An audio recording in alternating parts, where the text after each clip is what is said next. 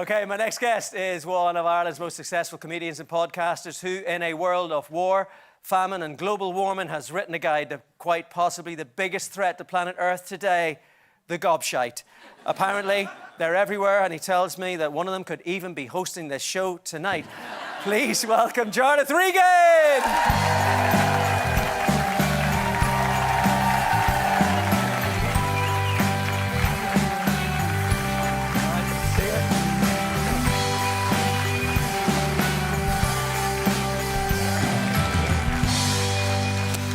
Welcome to the show. You met Steve before. You guys go way back. I have met Steve before, but I have to say that Steve is my son's favourite comedian. You have no idea how hurtful it is to be a comedian and know that you're not your son's favourite comedian. He's absolutely thinks Steve's the best. Well, I'm just grateful I've got any fans who are under 30. I haven't met Éanna before, but I have met Roy Keane. Yes, you have met Roy Keane, actually. We've got a little snap of this. This is one of my favourite photos. I'm shaking his hand there. Wow. Can you see how happy he is to meet me? I can, Like, he looks like a Make-A-Wish kid in that. This is a photo of Roy Keane getting to meet me. And when did Roy Keane work in a bag store? That's 20% off the bags there. That looks like a good deal. UCD Sports Centre. The word went around campus that Roy is on campus. Myself and my friend Enda Kern ran across campus with the old wind-on camera, got the photo. Roy was clearly delighted with it. Clearly. And we moved on with our lives. But I've also met Mick as well. Mick was on The Irishman Abroad, as was Steve. And, you know, Mick, as you said, one of the nicest people in the world. I'm convinced that if my car broke down in London tonight, he would come and get me if I could ring him. That's the kind of guy he was. Or if you needed picked up from the airport after a tour in America, you're just back from Chicago. I am. Mr. Big Stuff. I'm just back from Chicago, or as my mother informed me, Chicago. Chicago. There's an R in there. Yeah. I believe there was a lot of advice before you went. Look, there is a lot of advice from Irish mammies whenever you're heading off. Mainly it's you have to be so careful. You have to be so careful. Particularly getting into Chicago at the moment, I was advised to get a burner phone. To not laugh at the Late Show, get a red hat, she said, or prepare for prison in Honduras. But I made it there, made it back, and tomorrow I'm off to Australia for the Australian leg of the tour. Wow. Yeah. Amazing. And in between, we got this. Here it is. This is the book apparently we all need. What qualifies someone to be a gobshite? Well, the gobshite, it's a uniquely Irish word because it relates to the spectrum of idiocy in this country, which I think we all know begins with Egypt and ends with gobshite, right? There's nothing wrong with being a bit of an Egypt. Everyone's a bit of an Egypt. You don't know all the names of all the Egypts in your life. You can make a good living from being an Egypt, right? Thank you. And it's not a bad... Yes. But this is the thing. It's not a bad thing because it's not a static position. You can formerly be an Egypt. You can be like, remember Sean? What a fucking Egypt he was. Works for Google now, right? Sean has moved on with his life, right? But if someone is a gobshite, they're done. That is where the expression comes from. Once a gobshite, always a gobshite. It's over. There is no way back. And you try and remember who they are in it's your life. It's very Bruce Forsyth, that, isn't it? It nice is a little. Say. But there is, like, I'm sure you know the gobshites in your life, Patrick. You try and avoid them, unless you are dating them, married to them, working with them. I mean, there's none of them in RT, obviously. Or, worst case scenario, raising one.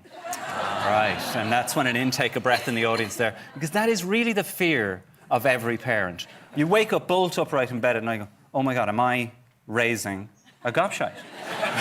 or worse, is the die already cast? He's already a gobshite, and now my job for the rest of my life is to clean up the trail of destruction he's going to leave behind himself. Yes. This book is going to help you identify them, sidestep them, avoid them, and cope with them for the rest of your life. Okay, it can be a friend. A friend can be married to one. Yes. It can be a sibling. It can be a sibling. It's often a sibling. We've all been there. Steve's laughing slightly too hard at that. So would you be? Are you the golden child in the family, Steve? Would you say? Well, no. You know, I've done all right.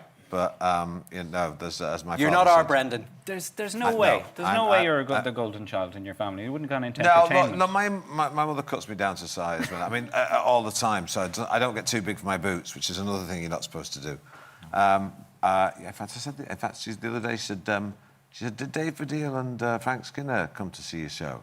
She said, yeah. Did they enjoy it? I said, yeah, they loved it. She said, I suppose they couldn't say anything else. Could they? So yeah, I'm kept in check. I mean, there's quite a lot of these people in the world of showbiz.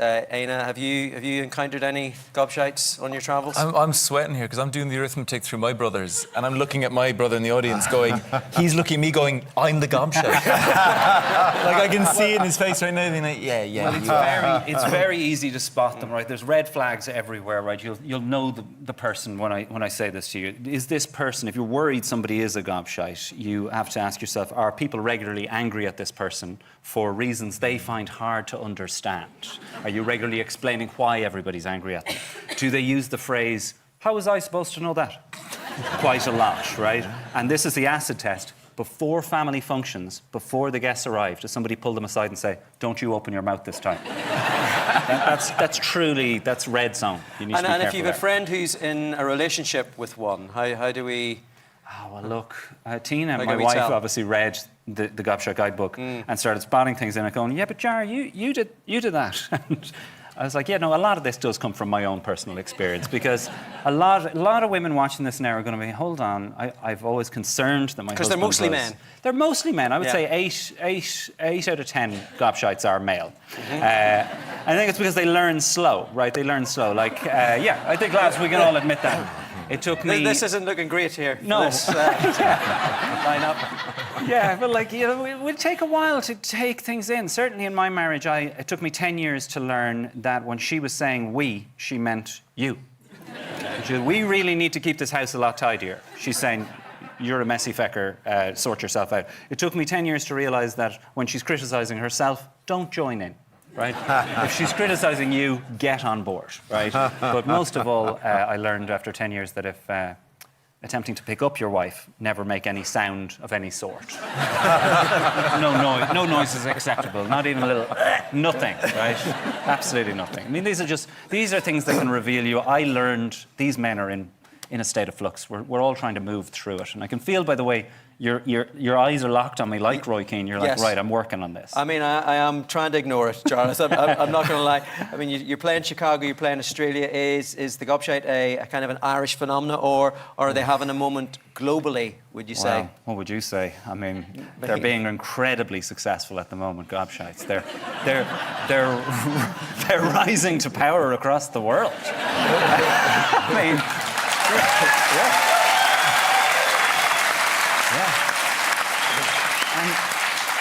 And this is the thing, Patrick. We all cope with gobshites in our life, and we think we are alone. It feels lonely, like, how can nobody see this fella is a gobshite? That's what the book is all about. You buy a copy for yourself, and you buy a copy for the gobshite in your life, and you leave it on their desk in the hope that they'll put it together. But it's unlikely, because gobshites rarely have the capacity for self-reflection, right? So you won't hold out much hope, but it will make you feel less alone in this battle. Okay, the guys are playing Roy and Mick. I'm assuming each of them, Roy and Mick, would think the other could potentially be this. I mean, who do we think was the gobshite in that scenario? Well, they were both wrong, right? Neither of them was a gobshite, right? They both wanted the same thing, just one believed it could happen more than the other, right? Yeah.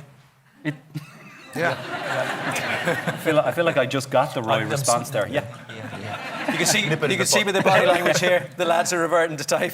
Yeah, well, it's like, I'm battling my side, he's battling his side. I'm on team Mick, he's on team Roy. So. Although my mother thinks that Roy Keane could do no wrong, even when he did the dirtiest tackle in the world, it wasn't his fault. Yeah. Putting a marker down. Whose side were you on that one? Listen, I think we all felt for both, and over time we've learned that there was more nuance to it. And people can wrongly be labelled gobshites in these situations. I love you've kind of turned into the Taoiseach here. Yeah. You're kind of, when you see Patrick, it's There's a bit of diplomacy involved here. At the end of the day, both parties had reasonable arguments. Okay, you've got me all out. Very good. Very good. Okay, this is it. The Gobshite Guide, a survival manual, is out now. You can find Jarlath on tour here. After he comes back from Oz, Belfast, Castlebar, 6 dates in the Olympia. They are gonna go quick. Ticketmaster.ie for those. Jarlath is going to stay with us, but for now, give it up one more time for Jarlath Regan.